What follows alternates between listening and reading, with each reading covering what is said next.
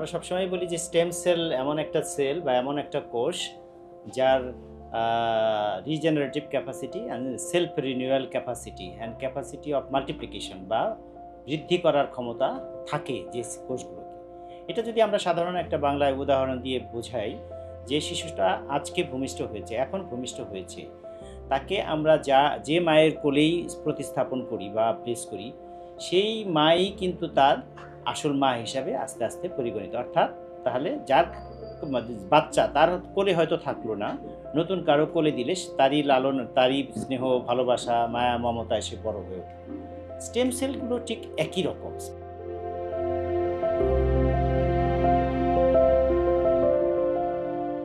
Spinal cord injury আমরা জানি যেখানে কোষগুলো স্থায়ী কোষ, যে কোষগুলো রিপ্লেসমেন্ট হওয়ার কোনো সুযোগ থাকে না।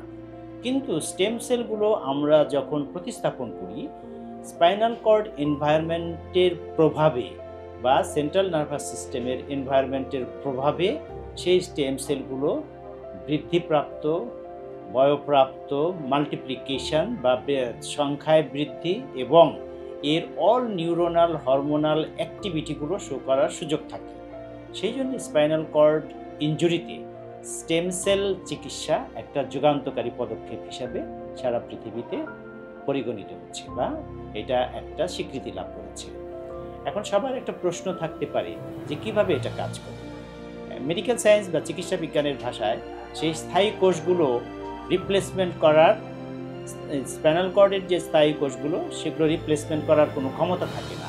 আমরা স্টেম সেল দিলে পরে বা দেওয়ার পরে এই কোষগুলোই, এই স্টেম সেল বা এমব্রায়ো, এই কোষগুলোই সে নিউরোনাল কোষের মতো বিহেভিয়ার করে বা আচরণ করে এবং যে ট্র্যাক্ট বা ফাইবারগুলো ড্যামেজ হয়েছিল সেগুলোকে রিজেনারেট করে। যে হরমোনাল এনভায়রনমেন্টটা ছিল না, সে এই নিউরো এন্ডোক্রাইন একটা এনভায়রনমেন্ট তৈরি করে যাতে আশেপাশের সাপোর্টিং সেলগুলো সংখ্যা বৃদ্ধি পায় এবং সেই কোষগুলো রিপেয়ার হয়ে সেই যে কোষগুলো ড্যামেজ হয়েছিল তার কার্যকারিতা গ্রহণ করে। সেই জন্যে এটা এক কথায় যে মেরুদণ্ডর স্থায়ী ড্যামেজ হওয়ার প্রেক্ষিতে যে ব্যক্তি পঙ্গু বা আংশিক পঙ্গু অথবা কোনো কোনো ক্ষেত্রে যে সেন্সরি অথবা অটোনমিক ডিসফাংশন ছিল, সেগুলো পর্যায়ক্রমে উন্নতি হবে। সেই উন্নতিটা গ্র্যাজুয়ালি আমাদেরকে অনুভব করতে হবে, কখনো সেন্সরি, কখনো মোটর, কখনো কখনো অটোনমিক ডিসফাংশনের।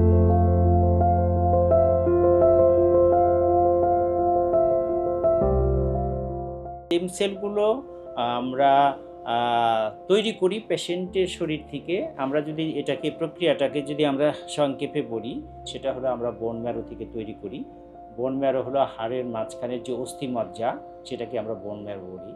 বোন ম্যারো কালেক্ট করে আমাদের এখানে একটা international CGMP laboratory in Bangladesh first time টোটিসেল লিমিটেড, ওনাদের সেই টেকনোলজি আছে, ওনারাই বাংলাদেশে প্রথমে এই টেকনোলজি নিয়ে এসছেন এবং ওনাদের সব প্রক্রিয়া যথোপযুক্তভাবে চেইন মেনটেন করে আমাদের অপারেশন থিয়েটার থেকে যে বোন ম্যারোটা ওনারা কালেক্ট করে নিয়ে যান।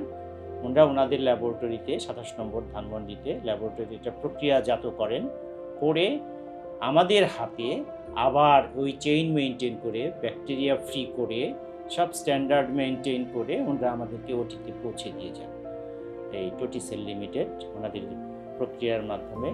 এর পরবর্তীতে আমরা যখন পাই, এর আগে আমরা একটা কাজ করি, যেখানে এই আঘাত লেগেছিল বা যেখানে মেরুদণ্ডটা ছিঁড়ে গেছে বা আঘাতপ্রাপ্ত হয়েছে, সেই জায়গায় আমরা সার্জিক্যাল ইন্টারভেনশন, নিউরোসার্জিক্যাল প্রসিডিওরের মাধ্যমে সেই জায়গাটা আমরা ওপেন করে আমরা যে জায়গাতে আঘাত ছিল সেই জায়গাটা আমরা দেখে জায়গাটাকে আমরা করি। যদি কোনো স্ক্যারিং থাকে, কোনো ডিব্রিজ থাকে, কোনো ব্লাড ক্লট থাকে, সেগুলোকে সরিয়ে দেওয়া হয়। তারপরে সেই জায়গাটাতে আমরা যে স্টেম সেলটা আমরা টোটিসেল লিমিটেড আমাদেরকে পৌঁছে দিয়েছে, আমরা সেই সংখ্যা, যথোপযুক্ত সংখ্যা, সেই কাউন্ট, সেগুলো সবগুলো আমরা জায়গা মতো প্রতিস্থাপন করি এবং এর মাধ্যমে যে জায়গাতে ইনজুরি ছিল সেই ইনজুরি জায়গাতে যখন আমরা এই কোষগুলো পৌঁছে দিয়ে আসি, তখন সে কোষের সংখ্যা বৃদ্ধি পায়, যে ড্যামেজ ছিল ড্যামেজটাকে রিপেয়ার করে, যে জায়গাটাতে ছিল সেই জায়গাতে এরা ইমপ্ল্যান্টেড হয়, এটা মাল্টিপ্লিকেশন হওয়ার একটা ক্ষমতা পায়। সেই জন্য এই কোষগুলোতে যদি আমরা লোকালি প্রতিস্থাপন করতে পারি, আমরা মনে করি কোষের সংখ্যা এবং কোষের মাল্টিপ্লিকেশন ক্যাপাসিটি অনেক বেশি হয়, এবং সেই জন্যে এই দুটো কেসে আমাদের অনেক আশাব্যঞ্জক ফলাফল আমরা পেয়েছি।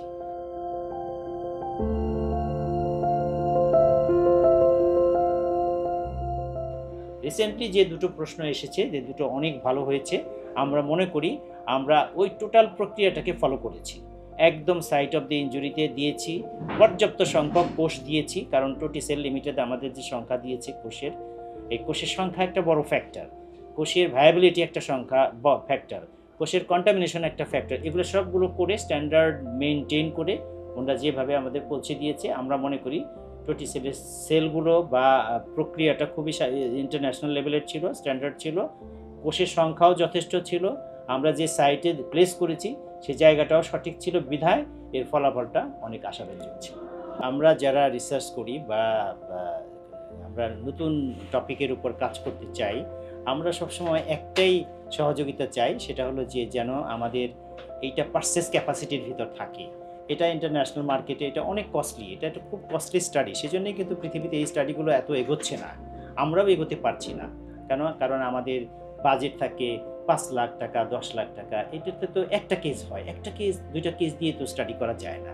সেজন্য আমরা এমডি জনাব মোহাম্মদ ফয়জুর রহমান সাহেব, ম্যানেজিং ডাইরেক্টর টোটিসেল, ওনার সাথে আমরা যোগাযোগ করি অফিসিয়ালি, এবং উনি আমাদেরকে আর্থিকভাবে, আমাদের রুগীদেরকে আর্থিকভাবে দারুণ সহযোগিতা করছেন, পারচেস ক্যাপাসিটির ভিতরে আমাদেরকে পৌঁছে দিয়েছেন।